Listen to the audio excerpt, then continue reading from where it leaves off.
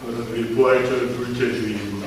하나님 앞에 감사하는 마음, 또 우리에게 주신 영원한 생명을 하나님의 것으로 또 함께 바쳐드리고 또 우리가 함께 누리는 귀한 예배이시다.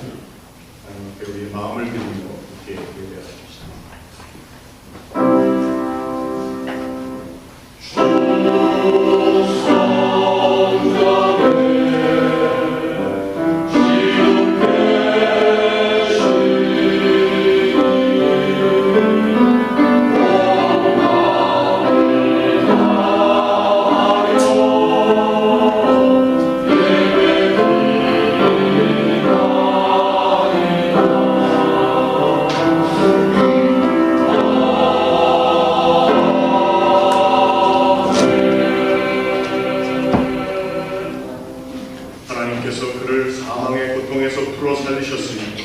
이는 그가 사망에 매여 있을 수 없었습니다.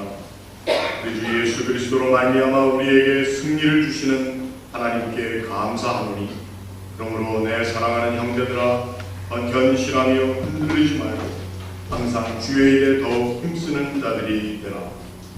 이제 그리스도께서 죽은 자 가운데서 다시 살아나사 잠자는 자들의 첫 열매가 되셨도다. 아멘. 하나님, 오늘도 저희들이 주님 앞에 나와 드리는 이 거룩한 예배를 받으시고 이 예배를 통하여 하나님 앞에 우리의 삶 전체가 사한 제사로 가시고 또 우리에게 허락하신 하나님의 아들 예수 그리스도를 통하여 주신 그 거룩한 생명, 영원한 생명이 우리의 삶을 이끌며 우리의 삶의 가장 깊은 곳에서 하나님을 찬양하는 이유가 되도록 인도하여 주시옵소서. 감사하는 예수님의 이름으로 기도하옵나이다. 아멘. 다 일어나셔서 찬송가 부활 찬송 161장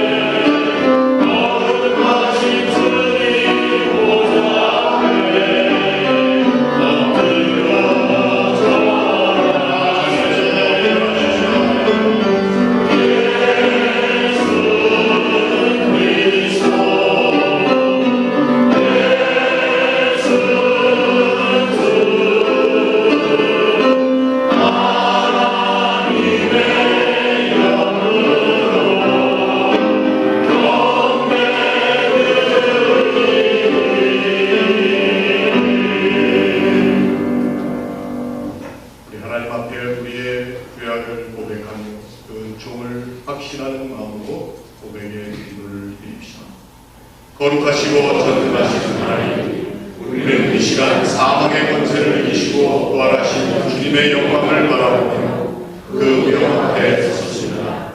세상의 조그만 시험에도 늘 거꾸러지던 우리들은 하나님께서 우리에게 원하시는 삶의 모습을 갖추지 못하고 살아왔습니다.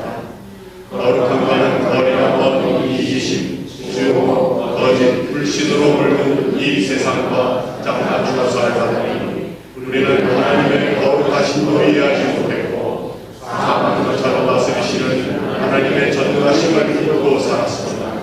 이 세상에서 우리의 말과 생각과 행동이 하나님의 거룩하심과 전능하심을 내팽개치고 살았음을 고백합니다. 하나님의 전능하심 가운데 우리의 삶을 온전히 의탁하지 못함으로 겪어온 우리의 모든 죄와 연약함을 회개하니 우리를 용서하시고 하나님의 영상 안에 회복시켜 주옵소서.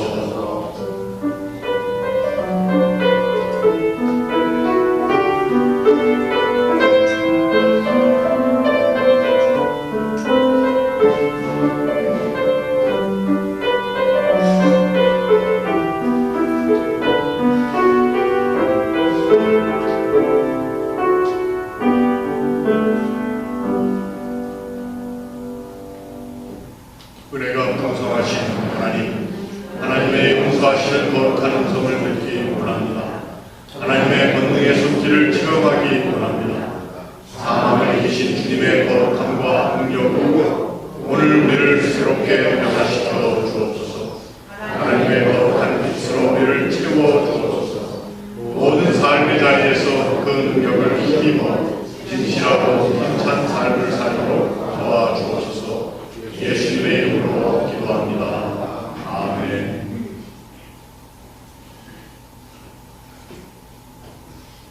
이제 우리 모두 예수 그리스도의 보혈의 공로로 죄사함과 평안의 선물을 받았습니다. 주 안에서 용서함과 평안을 얻었습니다. 선포하십시오.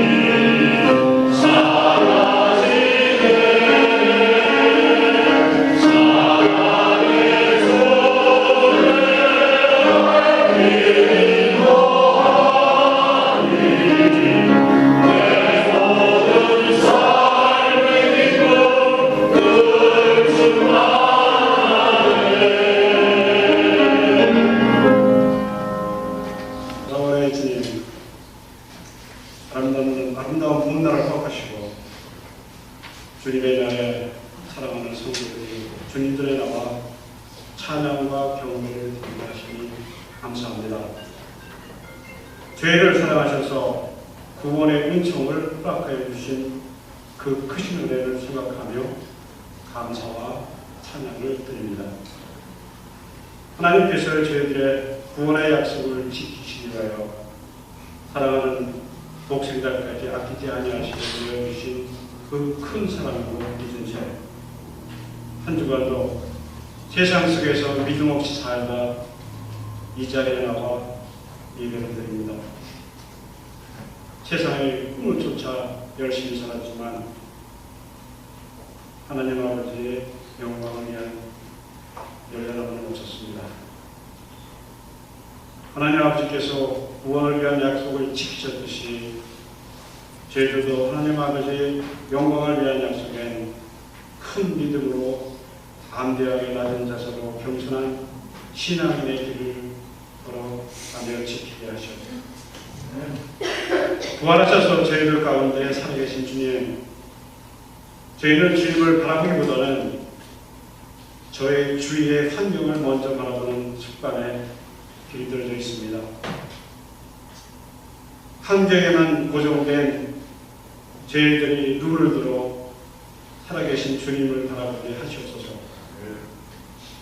잠시 있다가 사라지는 것을 바라보지 않고 보이지 않는 영원한 세계를 바라보는 큰 믿음을 주시옵소서. 믿음이 있는 자에게는 주신 축복도 많지만 어려움도 있고 시련의 아픔도 있어 주님께서는 구원을 위해 구속하려 하신다는 것을 믿음의 눈으로 바라보게 하시옵소서. 저희들의 삶과 어려움과 환경 가운데 진정한 피난처가 되시며 힘이 되신 주님을 다시 한번 감사드립니다. 주님께서 세우신 교회를 통하여 주님을 만나고 성도들 서로 사랑하게 하시니 감사합니다. 크고 화려하지 않아도 연약한 자에게 힘이 되게 하시고 성도들이 서로 감싸주는 교회, 서로의 아픔을 알고 위에서 기도하는 사랑의 공동체가 되게 하시옵소서.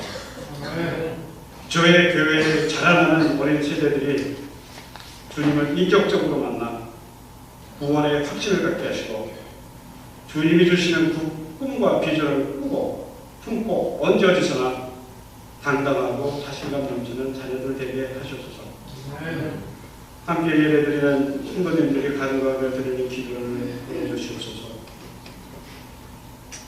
아픔으로 고통당하는 성도님들 가족들에게 건강과 힘을 주시고 가정의 어려운 문제, 경제적인 문제로 고민하며 드리는 기도에 응답하여 주시옵소서. 주님의 사랑이 세상의 어떠한 역병과 시련들을 이기게 하실 줄 믿습니다. 우리 담임 목사님 기름 부어주시고 지혜와 능력을 더해주시고 성관의 찬양을 기쁘게 받아 주시옵소서. 감사드리며 예수님 이름으로 기도드립니다.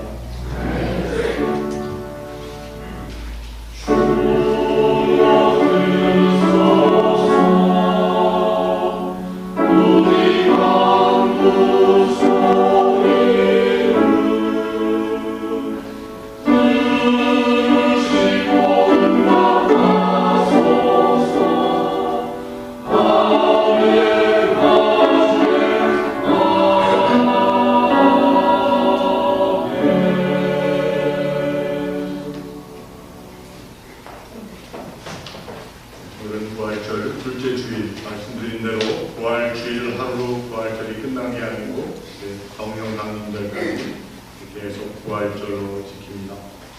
부활하신 주님의 그 놀라운 생명의 힘이 여러분과 여러분의 가정을 감싸주시고 또 강건케 더욱 흔하게 지켜주실 것을 믿습니다. 오늘 임신자 교우님 한국 다녀오셔서 함께 계신데 우리 한번 같이 기도하는 시간을 갖겠습니다. 아버님, 어떻게 보면 부활절 그 기간 중에 아버님을 하나님 나라에 보내셨는데 또 영생하시는 또 영생의 주인이 되시는 하나님 앞에 아버님, 마음은 아프지만 위로받을 수 있도록 우리 함께 기도하십시다. 아버지 하나님, 하나님의 사랑과 은혜 가운데 저희들을 이 믿음의 여정에 참여시키시고 또 동참케 하실 뿐만 아니라 서로와 서로를 이끌게 하심을 감사합니다. 사랑하는 따님이 아버님을 데려오이고 또 마음 가운데 하나님의 위로를 소망하고 있습니다. 아버지 하나님, 하나님 나라에 부르셨으니 그 영생의 소망 가운데 또 저희들이 다시 만날 그날을 하나님 안에서 확실히 믿으며 또 영생하는 자로서의 삶을 저희들 서로와 서로가 나누며 이 모든 기도의 시간을 통해 서로 위로할 수 있도록 하여 주시옵소서. 또 믿음의 길에서 더욱더 든든하게 하시고 우리에게 영생을 주시는 하나님을 소망하는, 그리고 하나님의 나라를 소망하는 마음으로 위로하는 마음으로 하나님의 기뻐하시는 뜻에 따라 주의 몸된 교회를 기쁨으로 잘 섬기도록 하나님께서 힘을 베풀어 주시고 이끌어 주시옵소서. 감사하며 예수님의 이름으로 기도합니다. 우리 주일 성서학당 지금 계속해서 장로교 신앙 고백서를 공부하고 있습니다. 여러분들 잠시 가지시고 10시에 지금 스코틀랜드 신앙 고백서를 오늘 공부하기 시작했습니다. 오늘은 집사회와 권사회 원래회가 있습니다. 오늘 결석하신 분, 출타주인 분들이 많이 있어서 미팅이 좀 나가질 수도 있겠지만 꼭 모여주시기를 바랍니다. 그 중에 가요성사학당, 수요성사학당, 어린이성사학당, 금요성사학당에서 기억하시고, 다음 주에는 구역장 모임이 오후 1시 본당에서 있습니다. 그리고 정기 강의가 있습니다. 우리 자리에서 일어나셔서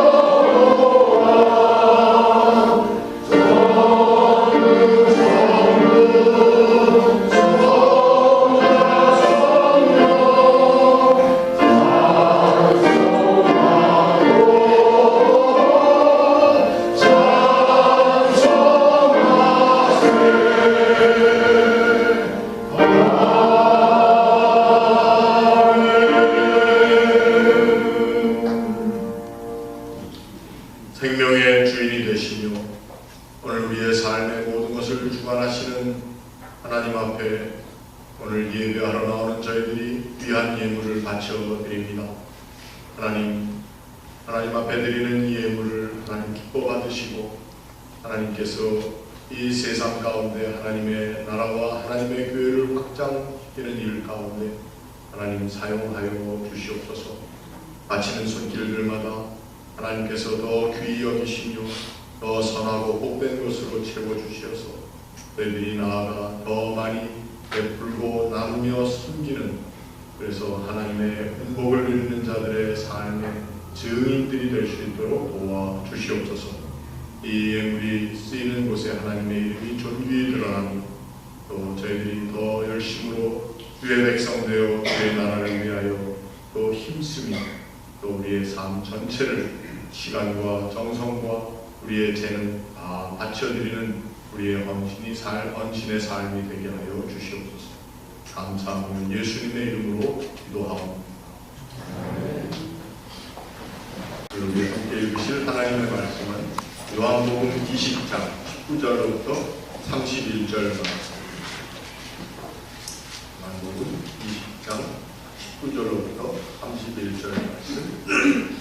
우리 다 한 목소리로 읽겠습니다. 이날로 안식 후 첫날 저녁 때에 제자들이 유대인들을 두려워하여 모인 곳에 문들을 닫았더니 예수께서 오사 가운데 서서 이르시되 너희에게 평강이 있을지어다.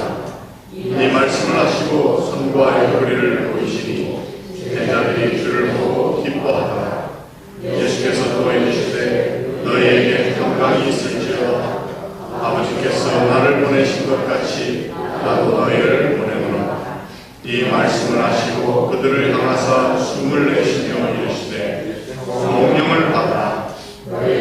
누구의 죄든지 사하면 사하여질 것이고 누구의 죄든지 그대로 두면 그대로 있으리라 하시니라. 12 제자 중에 하나로서 디두모라 불리는 도마는 예수께서 오셨을 때 함께 있지 아니한지라. 다른 제자들이 그에게 이르되 우리가 주를 보았노라 하니 도마가 이르되 내가 그의 손에 못자국을 보며 내 손가락을 그 못자국에 넣으며 내 손을 그 옆구리에 넣어보지 않고는 믿지 아니하겠노라 하니라. 몇 해를 지나서 제자들이 다시 중간에 있을 때에 도마도 함께 있고 문들이 닫혔는데 예수께서 오사 가운데 서서 이르시되 너희에게 평강이 있을지어다 하시고 도마에게 이르시되 내 손가락을 이리 내밀어 내 손을 보고 내 손을 내밀어 내 옆구리에 넣어보라. 그리하여 믿음 없는 자가 되지 말고 믿는 자가 되라. 도마가 대답하여 이르되 나의 주님이시여 나의 하나님이시니 예수께서 이르시되 너는 나를 영으로 믿느냐. 보지 못하고 믿는 자들은 복되도다 하시니라. 예수께서 제자들 앞에서 이 책에 기록되지 아니한 다른 표적도 많이 행하셨으나 오직 이것을 기록하면 너희로 예수께서 하나님의 아들 그리스도이심을 믿게 하려 하며 또 너희로 믿고 그 이름을 힘입어 생명을 얻게 하려 함이니라. 아멘.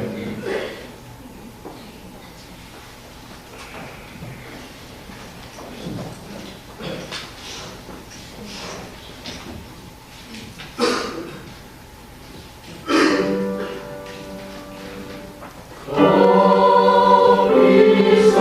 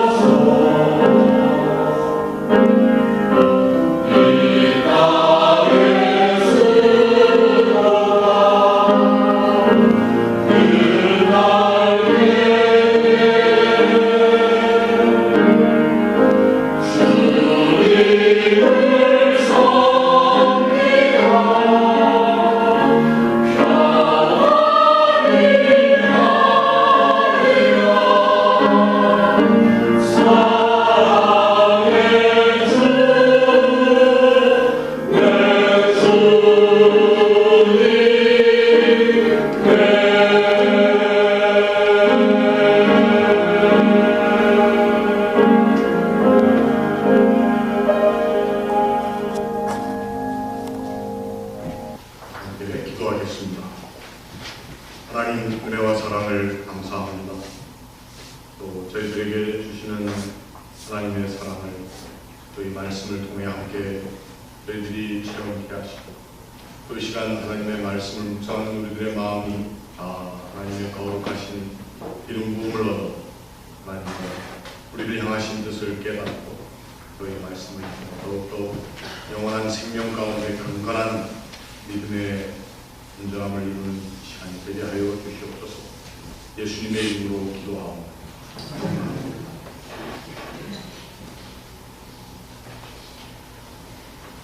오늘 우리가 읽은 말씀은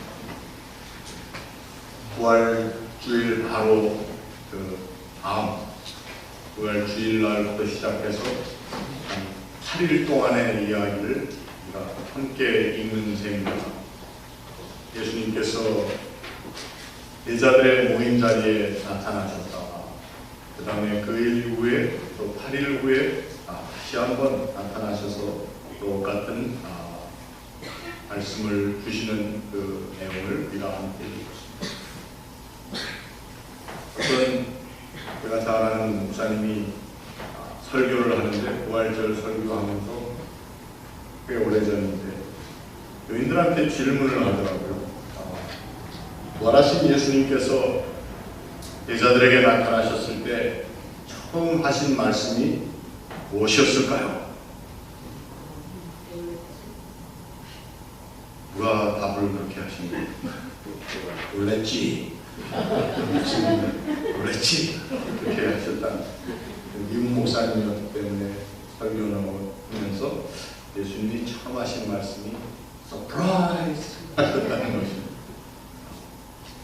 물론 그저 장난삼아 하는 이야기 같지만 저는 그 목사님이 한 설교를 맞다고 얘기하려고 하는 것은 아니지만 예수님이 하신 말씀 놀랐지? 정말 내가 이렇게 살아날 줄 몰랐지라고 하는 놀랐지보다도 유대인들이 두려워서 오늘 본문 말씀에 보니까 그 부활주일 이후에 사람들의 모습이 그 제자들의 모습이 두려움 가운데 문을 닫아 걸고 자기들끼리 모여 있었다는 것입니다. 근데 그 자리에 어떻게 들어오셨는지는 우리가 알 수가 없지만 예수님께서 부활하신 예수님께서 들어오셔서 주시는 말씀이 너희에게 평강이 있을지. 이건 어떻게 보면은 surprise, 놀랬지라고 하는 말에 대한 설명일 수도 있습니다.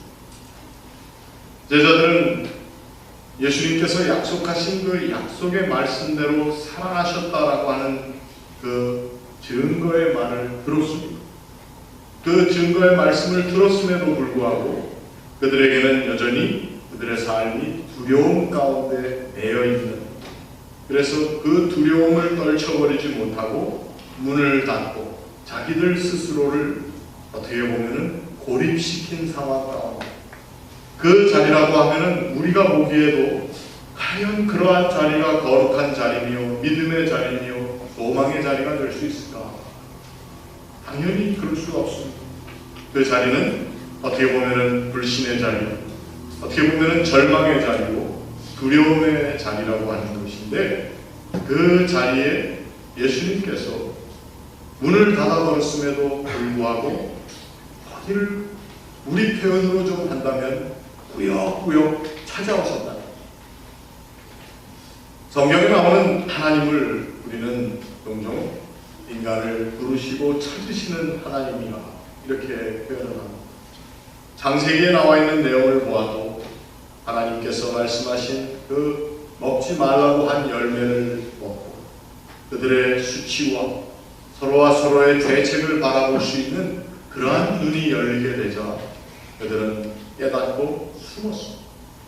그러나 그 숨어있는 자리에 여호와 하나님께서 아담아 내가 어디 있느냐 그러면서 찾아오십니다. 좀 안 찾아와 주셨으면 좋겠는데 그 자리에 찾아와 주신다는 것입니다. 우리들도 마찬가지입니다. 이 세상을 살면서 내가 한 일, 내가 마음에 가졌던 생각, 또 내가 가졌던 생각이 옮겨진 나의 행동 때문에 일어난 일들, 그러한 삶의 상황 가운데 오히려 나는 숨어버리고 싶어. 어떤 때는 그저 나를 가둬둔 채 누구 하나도 나를 좀 건드리지 말고 좀 놔뒀으면 하는 그러한 삶의 자리에 갈 때가 있습니다. 우리는 종종 이러한 삶의 상황을 우리 우울증이 걸려있는 상황이라고도 표현을 합니다. 그런데 나만이 있는 시간, 그저 나만이 갇혀있고 그저 두려움이 있다 할지라도 그 두려움의 자리에서 내가 혼자 고통 가운데 아무도 알지 못하는 자리에 있고 싶어하는 상황이라 할지라도 우리 짓궂으신 하나님께서 우리에게 찾아오신다. 오늘 주님께서는 이 제자들의 자리에 또 그 절망과 두려움과 믿음 없는 자리에 찾아오셨다라고 하는 것입니다. 찾아오신 주님께서 그저 좀 편안하게 얘기해 주셨으면 좋겠는데 놀랍게도 너희에게 평강이 있을지. 사실 평강을 누릴 만한 자리에 있지 않았던 그 사람들에게 평강을 비워주셨다는 것. 색깔로 따지면은 너무도 대조적인 색깔이 함께 어우러져서 이게 정말 이 자리가 평강의 자리가 될 수 있을까 하는 그러한 상황에 주님께서 찾아오셨다라고 하는 것입니다. 그리고는 주께서 그들의 눈을 떠서 보기 원하시는 그 두려움 가운데 그 제자들이 찾아야 하는 삶의 목표를 제시할 수 있는 마음의 방향을 다시 한번 세워야 할 증거를 보여주시는 것이 바로 손과 옆구리를 보이시며, 그랬더니 그 제자들이 주를 보고 기뻐하였다. 어떻게 보면 굉장히 그 상황의 반전이 너무 쉽게 이루어지는 것 같습니다. 그러나 성경은 또한 이야기로 우리들이 읽으면서 그 읽는 가운데 다 설명되지 못한 시간과 공간들이 거기에 있다고 하는 것을 우리가 이해해야 할 것입니다. 평강을 빌어주신 주님 앞에 나온 이 주의 제자들이 손의 못자국과 옆구리의 창자국을 보고 주를 보고 기뻐했다.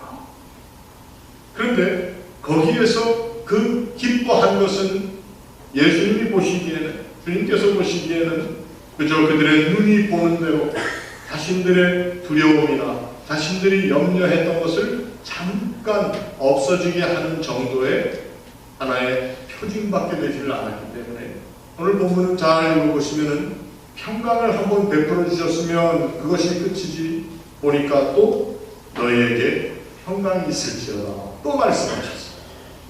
이것이 무슨 예전에 있었던 우리 예배 의식 가운데 있는 평강을 비는 반복이 아니다.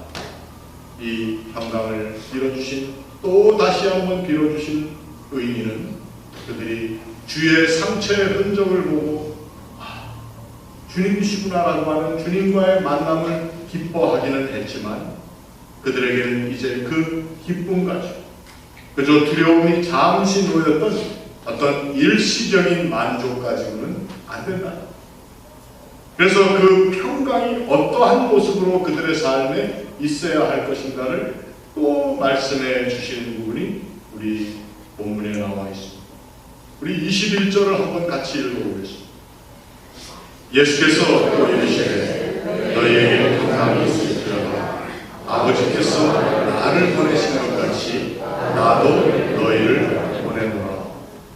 아니, 평강이면 좀 이렇게 편안하게 릴렉스도 하고 좀 그 자리에서 주님과 두런두런 이야기도 하면서 이런 좀 분위기 자체가 릴렉스 돼야 되는데 갑자기 또 어디를 보내시겠다. 지금 그들은 두려워서 문을 다 걸어 잠그고 그리고 자기들끼리 모여서 그 두려움 가운데 두려움을 나누고 있었는데 주님께서 오셔서 평강을 빌어주셨더니 평안합니다 하고 기뻐했는데 그걸 금방 주님께서는 또 뭐라고 얘기하시냐면 내가 주려고 하는 이 평강의 목적이 무엇이냐?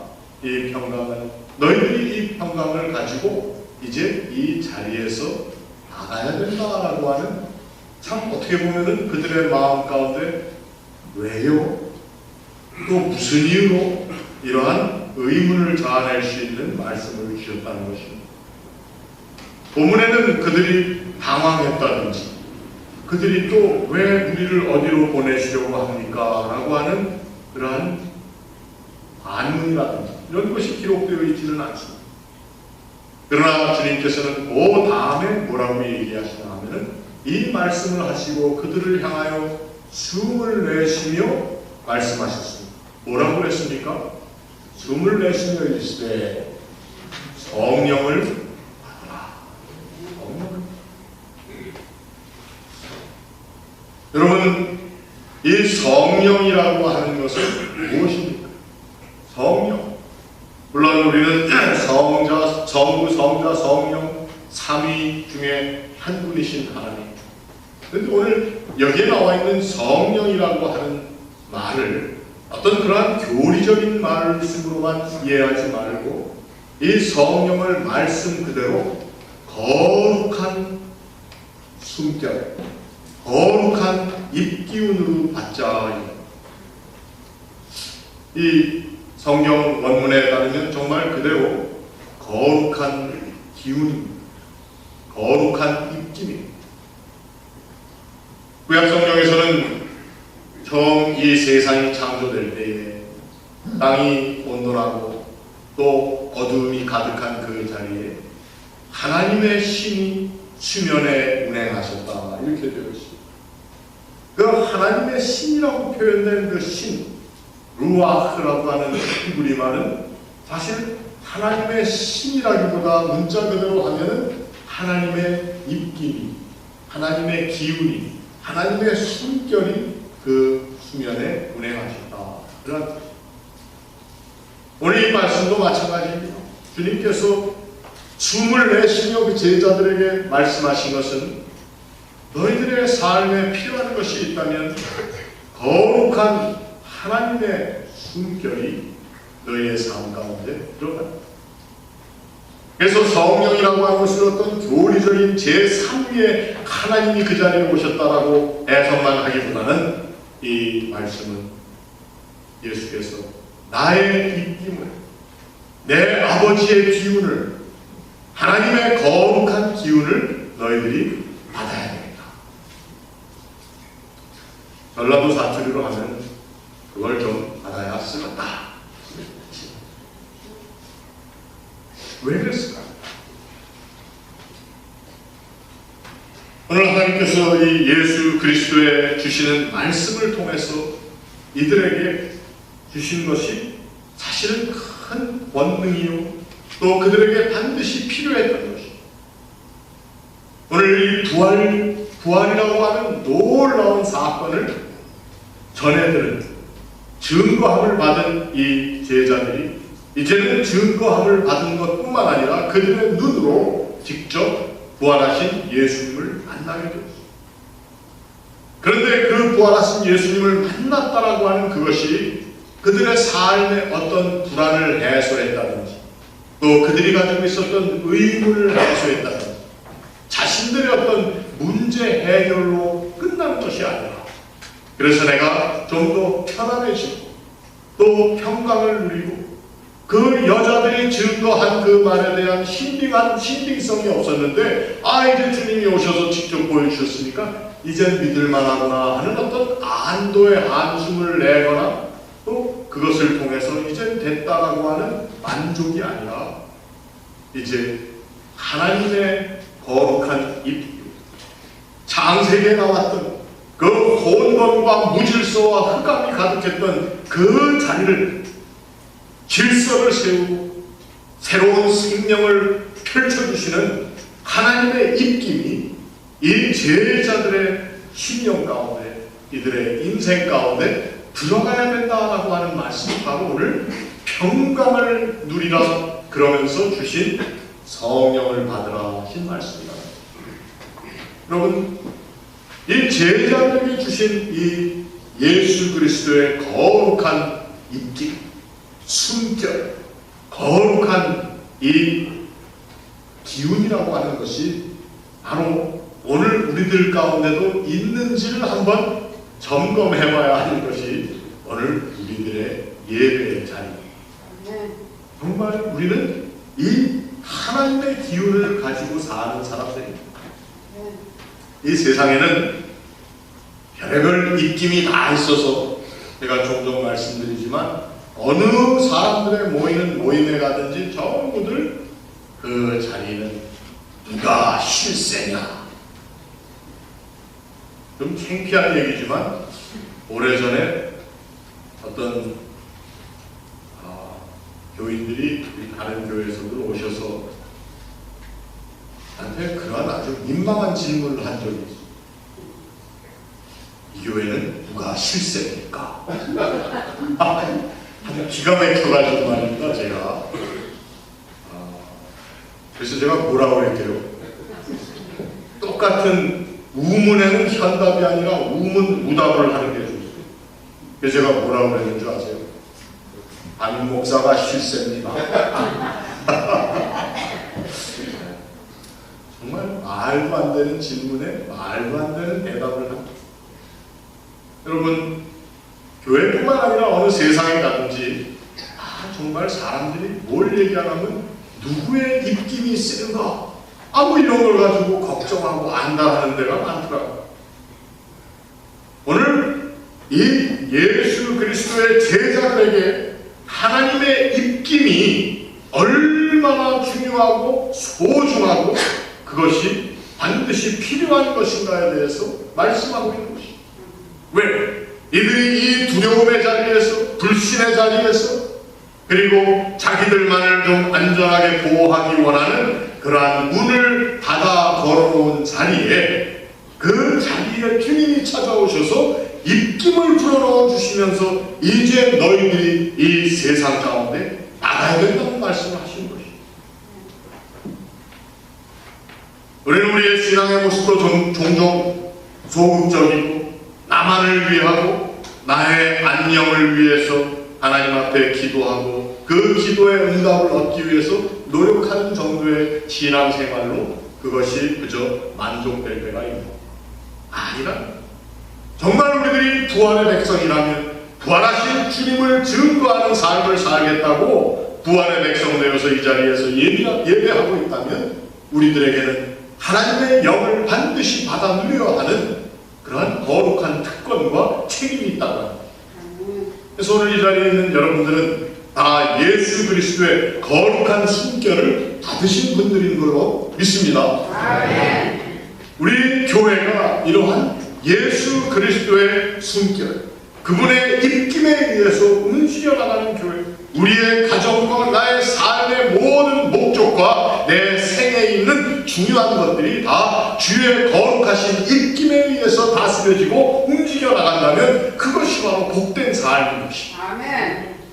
이것을 떠나서 우리가 어떤 힘을 갈망하고 또 어떠한 부를 누리기 원하고 또한 어떠한 인정을 받기 위해서 산다면 우리의 인생은 예수 그리스도의 부활을 체험하지 못하고 그분과 상관없는 다른 모든 사람들과 다를 바가 없다는 것입니다.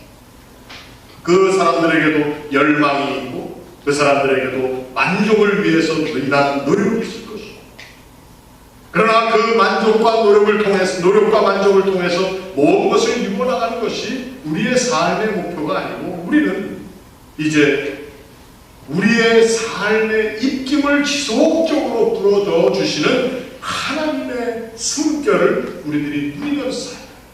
그 하나님의 숨결은 우리가 생각하는 우리의 만족 정도로만 끝나는 것이 아니라 아예 처음 이 세상을 시작할 때부터 하나님께서 말씀을 통해 우리에게 주셨던 하나님의 거룩한 숨, 하나님의 신, 이 세상의 어두움과 혼돈과 무질서와 아픔을 다 이기고 또 치유함으로 남을 수 있는, 그래서 그것을 질서와 생명의 장으로 갖고 나가시는 하나님의 하시는 일 가운데 저와 여러분이 함께 동참하는 그 특권과 그 책임을 우리들이 누려야 합니다. 이 생명력을 가지고 사는 사람들이 바로 주님의 입김을, 주님의 숨결을 누리고 그 숨결 가운데 살고 있는 사람. 여러분, 이제부터는 이 세상을 살면서 믿는 사람이든 믿지 않는 사람이든 그렇게 엉터리 같은 질문이나 그러한 말을 통해서 하는 그 입김주의, 그 입김주의에서 여러분들이 다 자유함을 누릴 수 있기를 바랍니다. 그거에 너무 민감한 것이 오늘 우리의 세상입니다. 그러한 입김주의에 우리가 두고 온 땅, 한국도 놀아나고 있기 때문에 그러한 입김을 타지 못했다고 생각하는 사람들은 절망하고, 그러한 입김을 탔다고 하는 사람들은 많이 누리는 것처럼 하다가 어느 한순간 그 입김이 끊겼다고 생각하면 자기 목숨을 내놓죠. 이러한 일들이 일어납니다. 오늘 우리가 살고 있는 이 미국 땅은 그 입김주의가 없습니다. 우리는 평등합니다. 우리는 사람의 인종의 색깔과 문화와 뭐 이런 거 상관없이 다 합니다. 그럼에도 불구하고 그 입김이라는 것이 계속 지속적으로 작용합니다.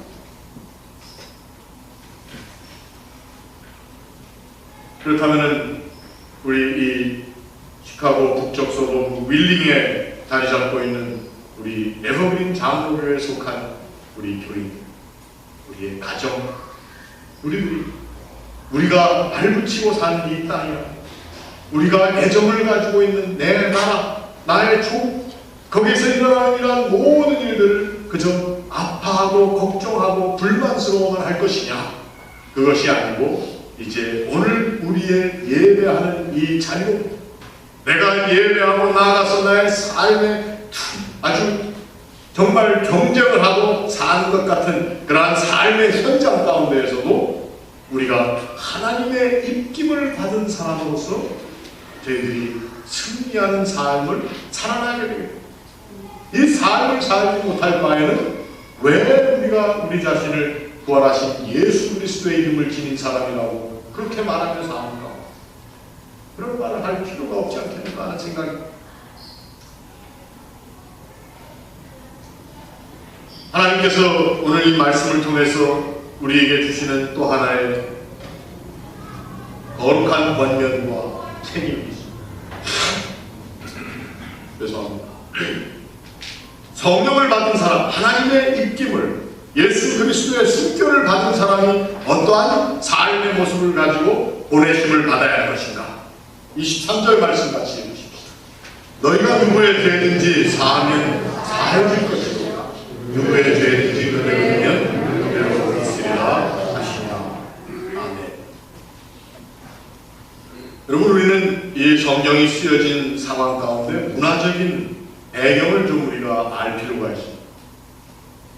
죄를 사한다고 하는 것은, 남의 죄를 내가 용서한다는 것, 제자들도 예수님께 물어봤습니다. 베드로가 물어봤죠. 내가 제 형제의 죄를 몇 번이나 용서하면 좀.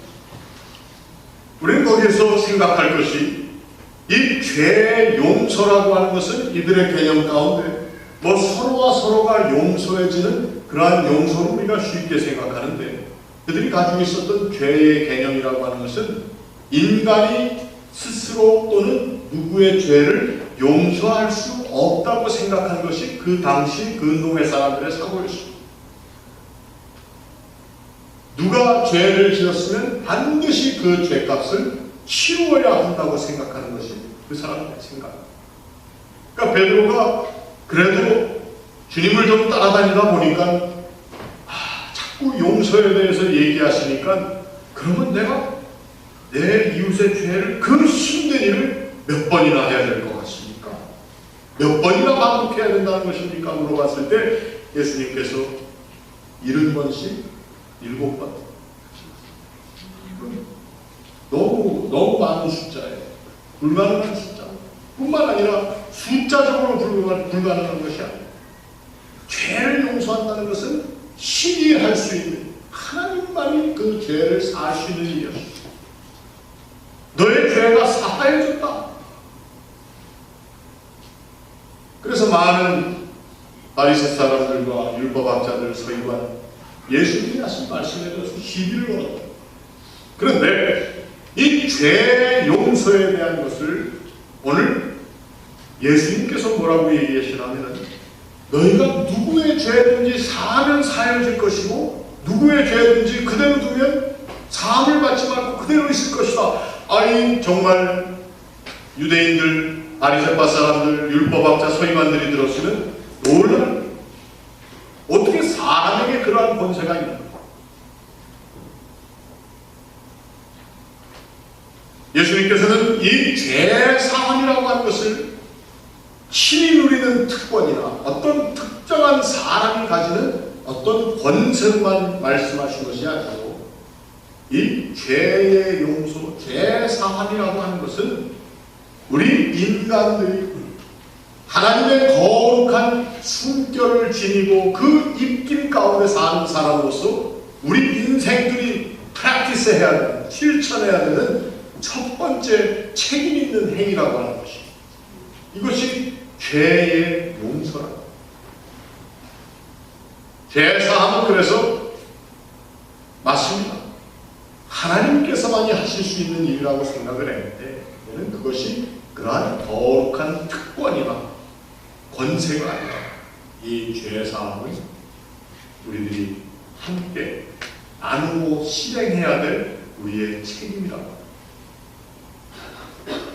가정에도 보면 일가 친척들 가운데, 여러분들도 그런 경우가 있는지 모르지만 아직도 꼭 해가지고 서로들 용서하지 못하고 사는 사람들이 굉장히 많아요. 교회에서도 마찬가지. 그냥 다 와서 함께 예배하고 다 좋은 것 같지만 또 숨겨놓은 꽁한 것들을 지니고 살기 때문에 그리스도의 복음을 통해서 자유함을 입은 사람으로 살지 못하고 서로와 서로를 구속하게 사는 사람들이 많다는 거예요. 그래서 주님께서는 부활의 백성이 되었다, 부활을 눈으로 체험한 사람이 되었다, 그리고 주의 거룩한 입김을 받은 사람이 되었다면 이제 죄를 사하는 책임을 성실하게 이해하는 사람으로 내가 너희를 보낸다 말씀하십니다. 이 모든 것들이 다 어디에 생겨났느냐? 두려움과 불신과 부자유와 이러한 자기 자신을 얽매여 놓았던 우리 인생의 보편적인 모습 가운데 찾아오신 주님께서 우리에게 주신 명령입니다. 그러니까 오늘 우리들도 우리가 정말 하나님의 거룩한 생명력을, 그 입김을 지닌 사람으로 이 세상 가운데 산다고 하는, 우리가 구체적으로 해야 하는 것이 바로 이 practice of forgiveness, 용서의 practice를 해야 된다. 이러한 모든 일들 가운데 이제 세 번째 이야기가 시작됩니다. 역시 불신앙과 두려움과 그리고 자기 자신 없는 삶의 자리에 있었던 자리에 예수님께서 구태여 찾아오셔서 자신의 모습을 보였지만, 그래도 거기에 도마라고 하는 사람이 그 자리에 없었기 때문에 나는 너희들이 얘기하는 모든 들은 얘기를, 이 이야기를 도대체 어떻게 그것을 내가 믿을 수 있는지, 그걸 내가 프랙티스 한다고 뭐 제대로 될 것이 무엇인지 한번 증거를 내봐. 오늘 이 설교를 듣는 여러분들, 또 이 말씀을 나누는 저와 여러분들의 생각 가운데 도대체 이것이 과연 무슨, 나에게, 내 개인에게 무슨 혜택이 있으며 무슨 뜻이 되는가, 우리 마음 가운데 혹시 다 받아들이지 못하는 그런 경우도 있을 것입니다. 근데 그것이 바로 도마라고 하는 한 사람의 모습으로 이 말씀 가운데 대표되었습니다. 그래서 도마가 나 그 자리에 없어. 나는 그 말씀이 이해가 안 돼. 나는 그것을 받아들일 만한 어떤 확실한 증거나 내 자신을 신빙성 있게 내 자신을 납득할 만한 것이 없다고 얘기할 때, 그러한 믿음 없는 자리에 주님이 또 나타나신다. 주님은 계속해서 나타나시는 주님, 찾아오시는 주님, 그 주님이 오늘 도마에게 나타나셔서 또 오늘 본문을 보면은 집안에 있을 때에 그들이 다 문을 다 놓고 집안에 있어. 아직 채 주님 말씀하신 대로 세상으로 보냄을 받지 못한 자리에 있는데 거기에 도마가 와서 또 한마디 한 번. 나 한 번 더 보면 좋겠다. 너희들이 얘기하는 것을 나한테 좀 확실하게 증거해달라. 그때 주님께서 또 오셔서 세 번째로 너희에게 평강이 있을지. 역시 놀랬지. 또 나타날 줄은 생각도 못했지. 너희들의 이 비신앙의 디스코스, 비신앙의 대화 가운데 내가 또 찾아올 줄을 너희들이 어떻게 알았겠니? 그러나 마음으로 평강이 너희에게 임한 것을. 그리고는 주님께서 도마에게 너 손을 내밀어서 내 손 보고 내 손을 내 옆구리에 한번 집어넣어 창자국을 만져봐. 그리고 믿음 없는 자가 되지 말고 믿는 자가 되라. 여러분이 여기 나와 있는 믿음이라고 하는 것은 내 믿습니다. 어떤 우리의 신앙 고백이라든지 이것만을 얘기하는 것이 아니라 바로 우리의 삶의 자리에 문을 걸어받아 보았지만 그 자리에 찾아오신 주님. 다른 사람들은 다 죽었다고 얘기하고 그 큰 무덤에 큰 돌로 막아놓은 그 무덤 가운데 장사 지내가 되신 그 예수님이지만 그분이 다시 살아 꾸준히 꾸역꾸역 어떻게 보면 짓궂게도 찾아오시는 그 하나님의 찾아오심이 바로 너를 위한 하나님의 모습이다라고 하는 것을 내가 알겠느냐 물어보는 것이 바로 이 주님의 말씀. 우리는 내가 받아들일 수 없습니다. 내가 감히 주님을 만날 수 없습니다. 나 같은 사람에게 어떻게 주의 은총이 임하겠습니까? 라고 하며 자기 자신을 비하하며 생각하는 자리에 있다 할지 그 자리에 놀라움의 주님 찾아오심을 내가 믿어야 되지 않나. 도마에게 다시 찾아오신 이 주님의 모습을 봤을 때 도마가 그 인생의 소위 말하는 큰 변화를, 컨버전을 그 삶에 체험했는데 그리고는 뭐라고 얘기를 하느냐. 나의 주, 나의 하나님이라고 고백을 했습니다. 예수님을 나의 주, 나의 하나님, My Lord and my God. 이거는 그 당시 이 요한복음이 쓰여질 때뿐만 아니라 이 사건이 있었던 그때에 감히 어느 누구 하나라도 로마의 황제 가이사를 제외한 누구에게 당신이 나의 주요 나의 하나님이라고 얘기한다는 것은 가이사에 대한 반역입니다. 이 세상에 있는 모든 큰 세력들 이러한 것들에 대한 온전한 적대 행위, 이적 행위라고.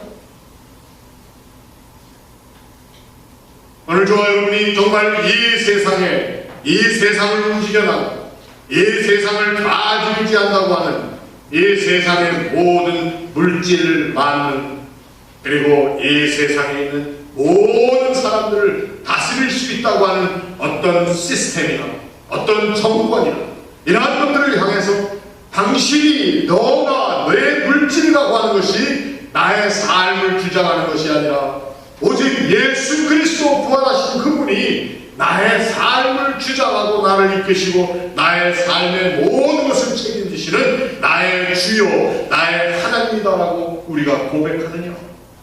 아니면 그 고백을 그저 우리 예배의 전례 가운데 예전 우리 예배 의식 가운데 신앙 고백으로 하는 것이고 나가서 살 때는 그것들 앞에 굽실굽실하면서 사는 이것이 내 모습입니다. 오늘 도마는 자기의 목숨을 내어놓고 나의 주, 나의 하나님이시라고 주를 고백했던 것입니다. 여러분 이것이 바로 부활의 생명력을 가진 사람들이 이 세상을 향해 가지고 있는 담대함입니다. 오늘 우리 교회가 이러한 담대함을 잃어버린다. 오늘 하나님의 사람들이 이러한 담대함을 잃어버린다.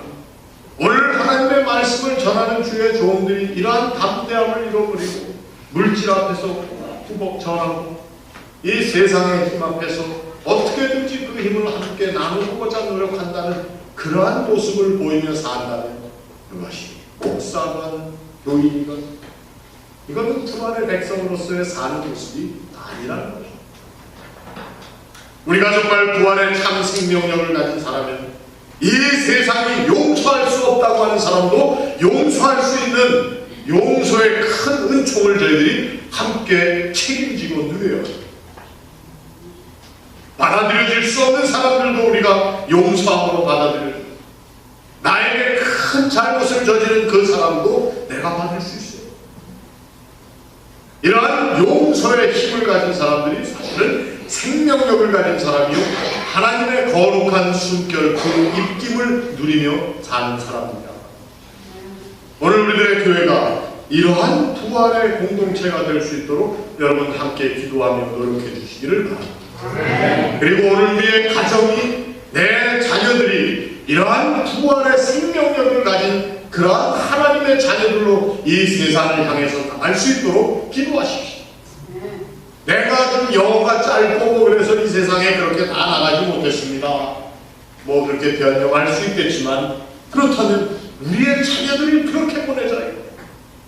우리의 자녀들도 그냥 이 물질 만능의 세상 가운데 이 마음이라고 하는 물질의 노예가 되어서 사는 자리에 그대로 놔둘로 그렇게 하지 말고 그리고 이에는 이로 눈에는 눈으로 갚는 가품의 공식에 의해서 방정식에서 의해서 움직여 나가는 세상 가운데 우리의 자녀들이 그냥 그렇게 살도록 놔두지 말고 오늘 도마와 같이 하나님의 생명력을 좀 뒤늦게 그 성령 그 입김을 받았는지는 몰라도 그에 의해서 나온 고백이 바로 나의 하나님 나의 주님 이 세상 가운데서 이러한 고백을 담대하게 할 수 있는 사람 먼저 우리들이 그러한 사람의 모습을 입을 수 있기를 바랍니다. 그리고 우리의 교회와 우리의 자녀들, 우리의 후손들이 이러한 생명력을 전하는 하나님의 사람으로 살 수 있기를 주의 이름으로 축원합니다. 우리 같이 기도하겠습니다.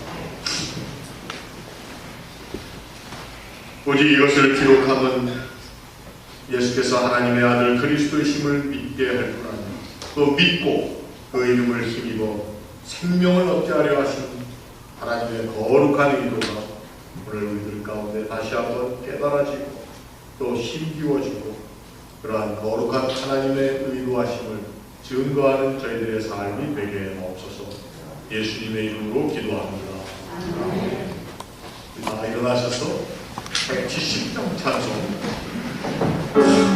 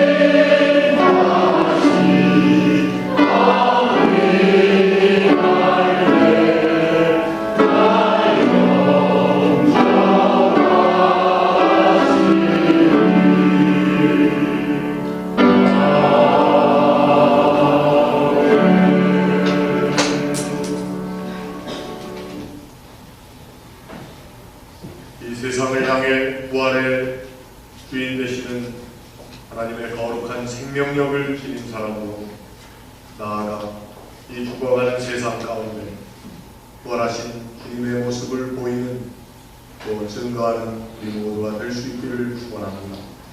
이제는 우리 주 예수 그리스도의 은혜와 아버지 하나님의 놀라우신 사랑과 성령의 감동 강화하심이 오늘 주님 앞에 나와 예배하며 또 하나님의 말씀을 품고 이 세상을 향해 담대히 나아가는 주의 백성들 모두 위해 이제부터 영원토록 함께 하시기를 원하옵나이다.